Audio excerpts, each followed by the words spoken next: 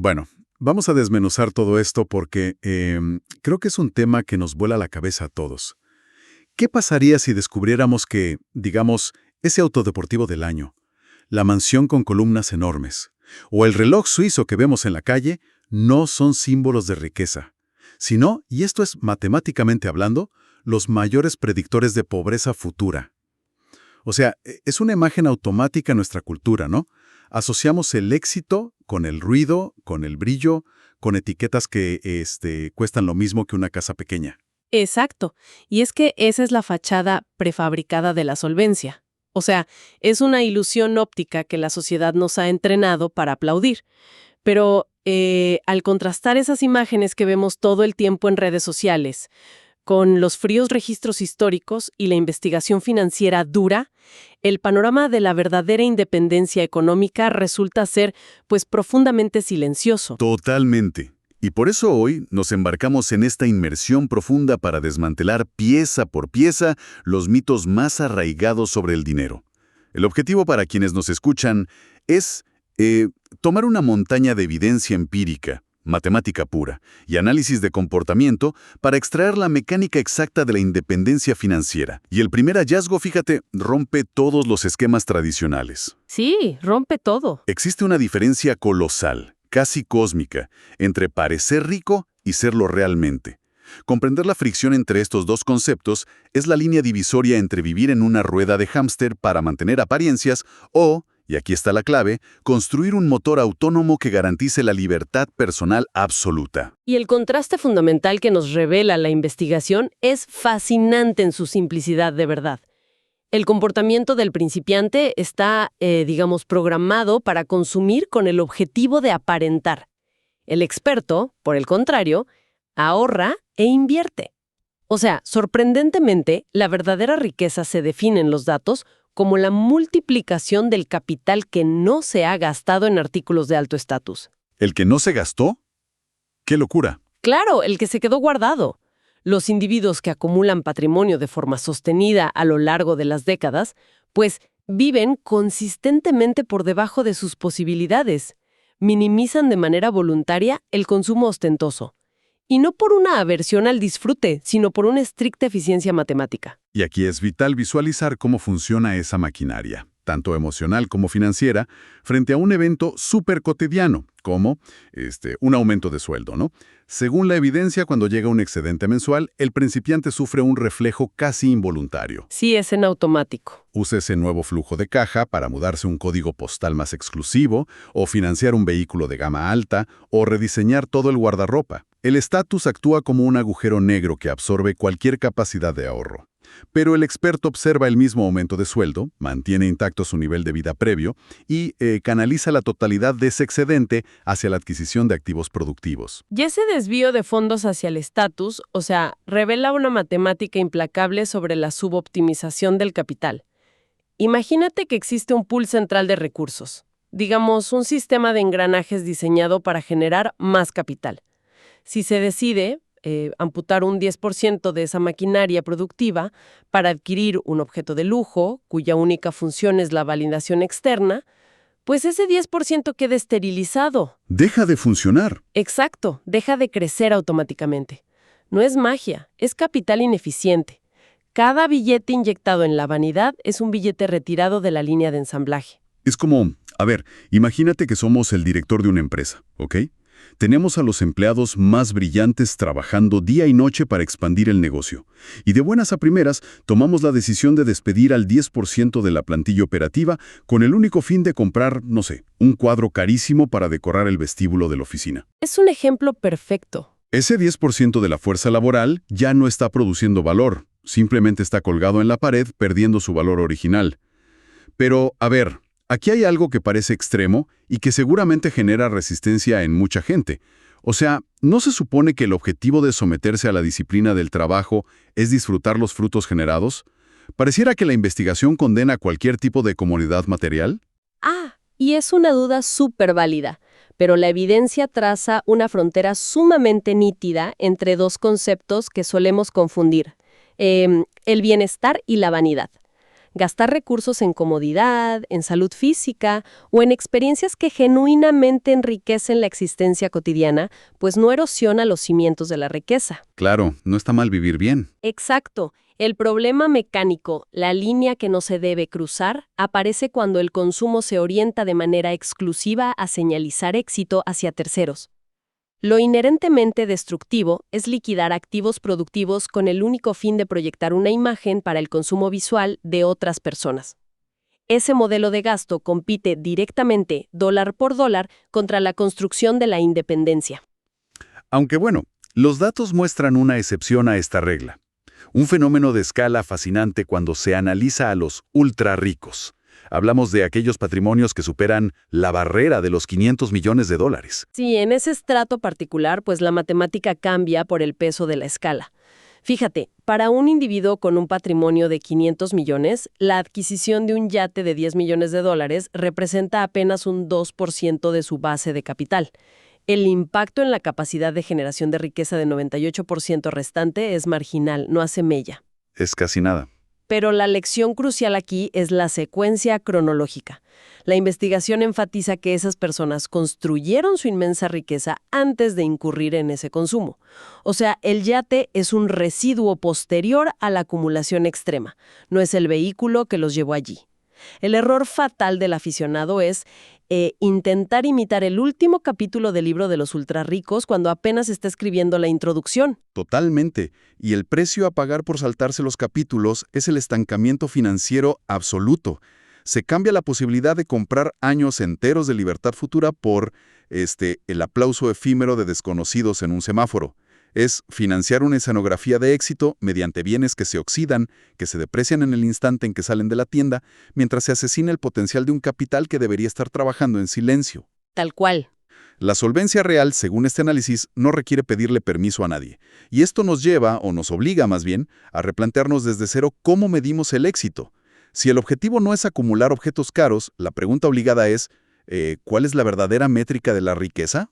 Pues hay que abandonar la moneda tradicional. En la mente de quienes dominan esta disciplina, la unidad de medida definitiva no es el billete, no es el dólar ni el euro, es el tiempo.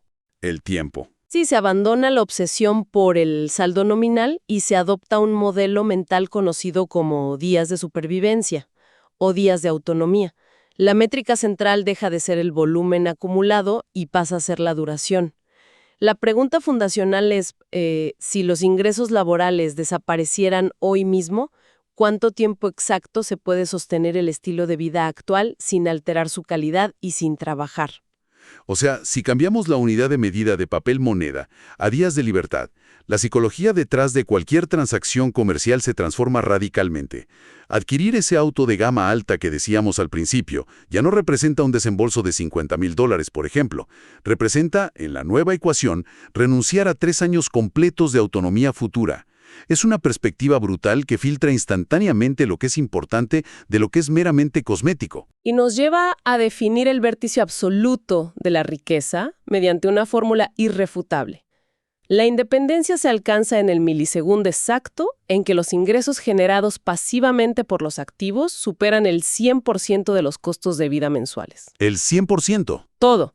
El principiante experimenta una falsa sensación de triunfo al observar una cifra de 6 ceros en la pantalla del banco, ignorando que sus compromisos de deuda consumen esa cifra a un ritmo alarmante. Pero el estratega, el experto, solo considera que ha ganado el juego cuando los rendimientos, los dividendos y los intereses de su cartera cubren cada factura de por vida, permitiéndole renunciar.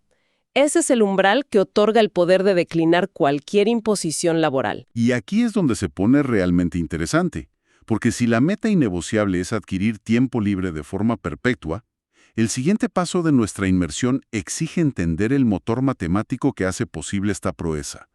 Y la investigación es unánime al señalar a la aritmética de la siembra, a la mecánica expansiva del interés compuesto.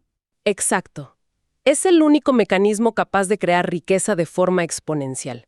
Y la visualización más precisa para entender su funcionamiento interno es la dinámica de una bola de nieve en la cúspide de una pendiente prolongada.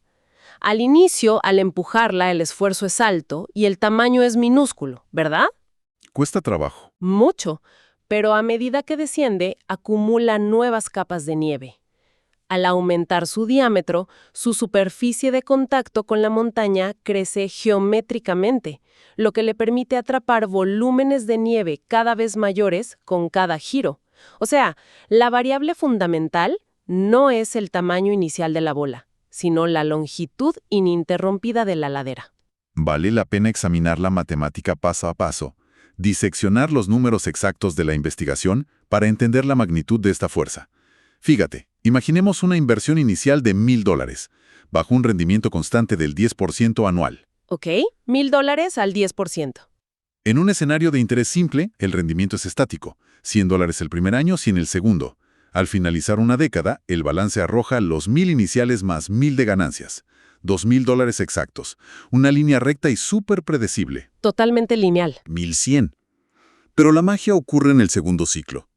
El 10% ya no se calcula sobre la base original de 1,000, sino sobre el nuevo volumen de 1,100, generando $110. Al llegar a la marca de los 10 años, la cifra no es de 2,000, sino de $2,594. A ver, una ventaja de $500 en 10 años podría parecer irrelevante frente al costo de la vida moderna. O sea, uno dice, no es tanto. Claro, no te retiras con eso. Para nada. Pero el poder real de esta función matemática permanece oculto hasta que se extiende el horizonte temporal a 3 décadas, que equivale más o menos a la vida laboral promedio. Bajo el régimen de interés simple, esos $1,000 originales, tras 30 dolorosos años, se habrán convertido en $4,000. Pero bajo el motor del interés compuesto, la cifra detona hasta alcanzar los $17,449. 17,000 frente a 4,000. Es abrumador. Pero hay un detalle incrustado en estos datos de 30 años que desafía toda intuición humana.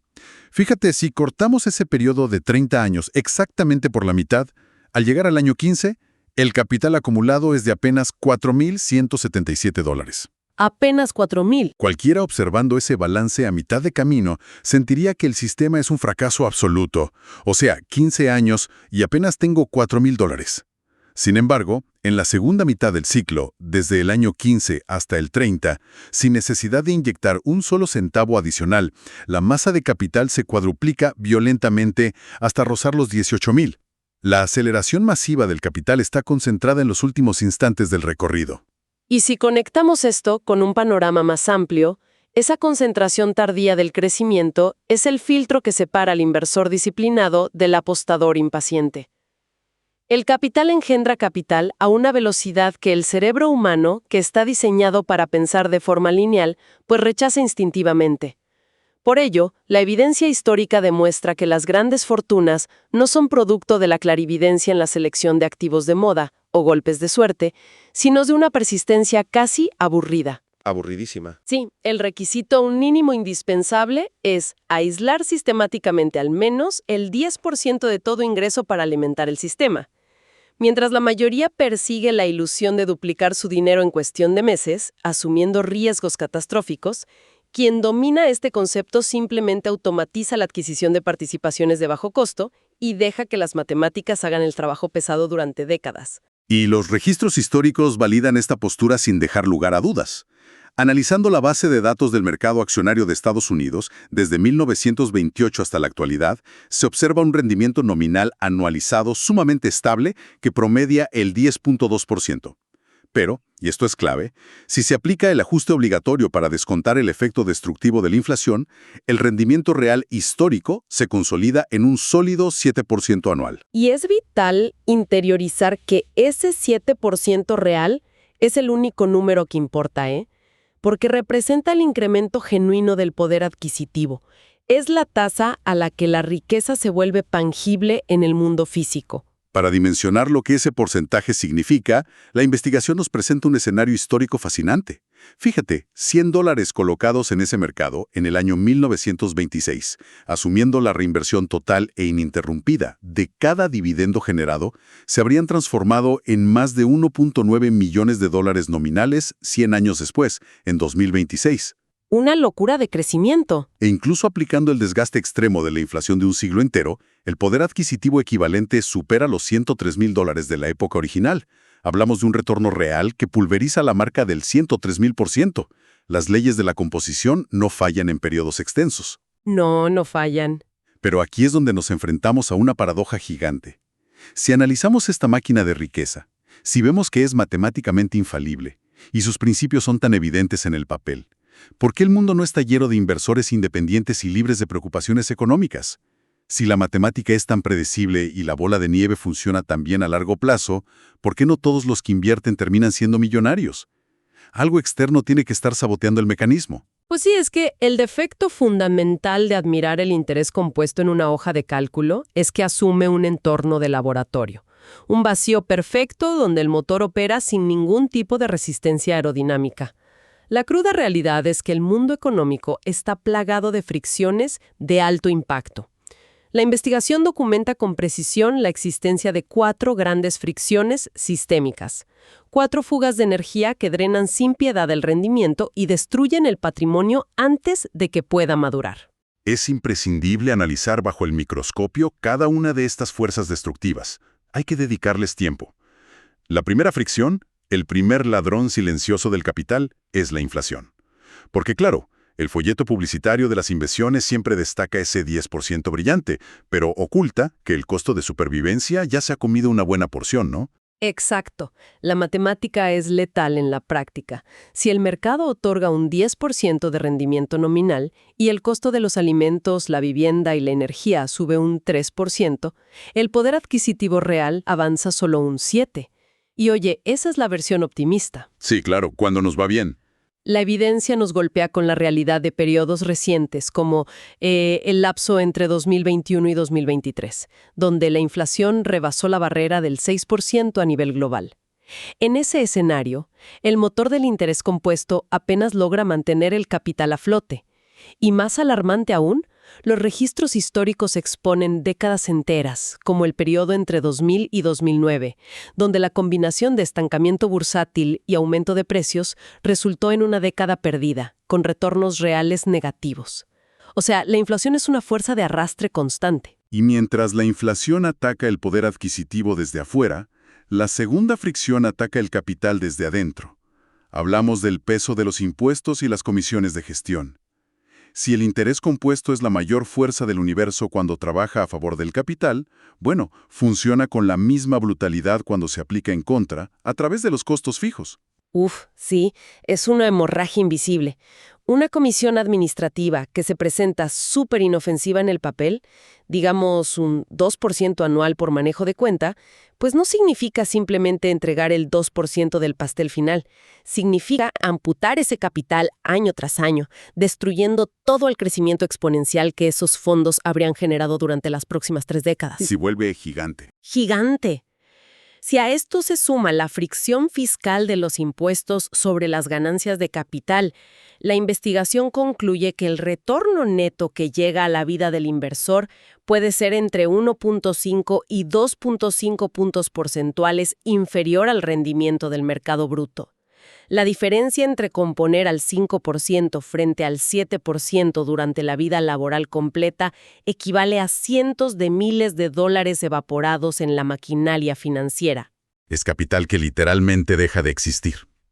Pero a ver, el impacto de la inflación y de los intermediarios financieros palidece ante la tercera fricción. Los datos son absolutamente concluyentes aquí. El mayor saboteador del capital no es el Banco Central, ni la inflación, ni el asesor financiero. Es el cerebro humano. Hablamos de la brecha conductual. Y este es el mayor enemigo de todos. El análisis de esta brecha expone minuciosamente la falacia del inversor racional. Las firmas de investigación más grandes del planeta han dedicado décadas a rastrear el rendimiento reportado por los índices de mercado y luego rastrear el dinero real que lograron llevarse los participantes.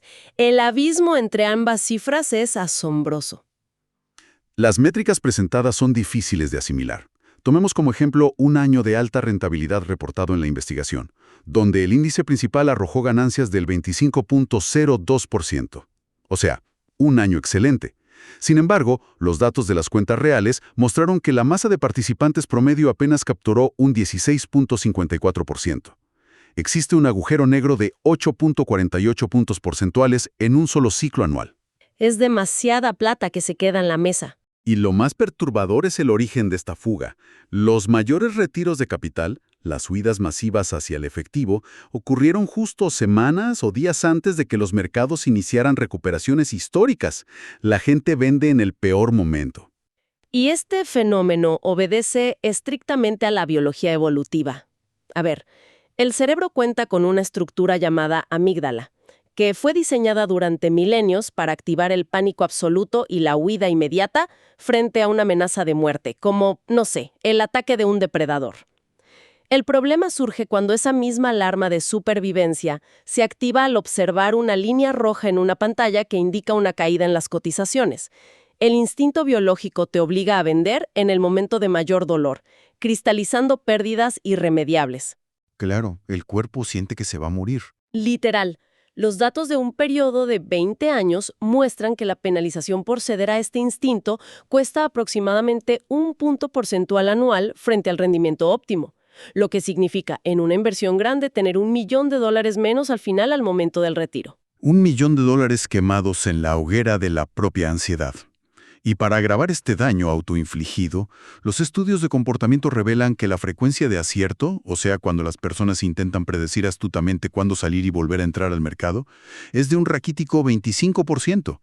Se inyecta capital cuando el optimismo es total y los precios están por las nubes. Y se huye cuando el pesimismo reina y los activos están en liquidación. Compran caro y venden barato. La peor combinación. El cual, a esto se suma que el tiempo de tenencia promedio en un fondo es inferior a los 5 años, lo cual no representa siquiera la mitad de un ciclo económico estándar.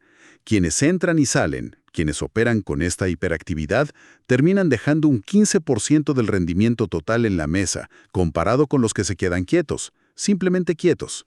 Pero, incluso si logramos dominar la amígdala e ignoramos el ruido, existe una cuarta fricción, un elefante gigantesco en la habitación de las finanzas. Toda esta literatura sobre la inevitabilidad de la riqueza asume un contexto y un acceso casi perfectos. Pero la realidad es que la geografía macroeconómica determina las reglas del juego. Totalmente. Es un sesgo de supervivencia monumental, que se basa casi exclusivamente en la historia de éxito de Estados Unidos. Fuera de esa burbuja, el panorama es diferente. El inversor en Japón, por ejemplo, tardó 30 años simplemente para recuperar el pico estratosférico que había alcanzado en 1989. 30 años estancados. Y los mercados emergentes, como aquí en Latinoamérica, son un campo minado. Inversores sufren inflaciones crónicas, devaluaciones repentinas de la moneda y controles que literalmente aniquilan el capital. Y hay una estadística dentro de la investigación que destruye cualquier ilusión de igualdad. A nivel global, en economías de bajos ingresos, más de la mitad de los adultos ni siquiera tienen una cuenta bancaria básica para resguardar su dinero. Resulta imposible activar la maquinaria del interés compuesto sin el privilegio de tener un excedente para invertir y una estabilidad institucional. Así es. La conclusión ineludible, al observar el interés compuesto frente a estas 4 fricciones, no es que sea un mito. Las matemáticas funcionan. Lo que la evidencia demuestra es que requiere empezar temprano, invertir regularmente en opciones de bajo costo, no interrumpir en las caídas y ganarle a la inflación. Básicamente es un test de carácter. Entonces, ¿qué significa todo esto? Que nos han vendido el final del cuento de hadas de la acumulación, pero omitieron decirnos que hay dragones enormes en el camino. Y esos dragones son los impuestos, la economía global y, sobre todo, nosotros mismos. Si la mayor fricción, la que causa esa fuga del 15% del rendimiento, es que la gente entra en pánico y vende a destiempo, entonces el verdadero campo de batalla no es una hoja de cálculo. Y eso nos conecta directo con el último principio. Así es, porque la riqueza es un problema de psicología, no de matemáticas. En la acumulación de patrimonio, el dominio del temperamento prevalece absolutamente sobre el intelecto. El coeficiente intelectual no sirve de nada si no hay carácter, ¿verdad? De nada. No sirve si no puedes controlar el miedo y la codicia, e ignorar a las masas. El contraste se vuelve súper dramático ante un desplome, digamos un crack bursátil. El principiante entra en pánico masivo y vende, perdiendo su capital real. El experto, operando desde la serenidad, lo ve como la oportunidad de comprar excelentes activos con descuento. Al final, la riqueza es la conquista de la paz mental para vivir sin sobresaltos. Es que eso lo cambia todo. Lo fascinante de esto es que el riesgo real nunca fue la volatilidad de los mercados, sino la reacción emocional ante esa volatilidad. Hemos hecho un recorrido denso pero absolutamente necesario, haciendo una síntesis rápida pero profunda de los descubrimientos de esta inversión. Vimos que la vanidad quiebra bolsillos, que el tiempo es la única moneda real que tenemos. La matemática sí funciona, la bola de nieve es real, pero el comportamiento humano la sabotea constantemente. Conservar la estrategia mientras el mundo entra en pánico es la prueba de fuego que separa a quien es solvente de quien quiebra. A la luz de esta brutal disección del dinero y la mente, dejamos una idea flotando para que la reflexionen por su cuenta. Si la verdadera riqueza se mide en la autonomía y en los días que podemos sobrevivir sin trabajar, ¿cuántos de los gastos que hacemos a diario, pensando que nos acercan al éxito, están en realidad comprando las cadenas que nos atan a un empleo? Gracias por acompañarnos a cuestionar todo lo establecido y por buscar la mecánica real detrás de la independencia. Nos encontramos en la próxima.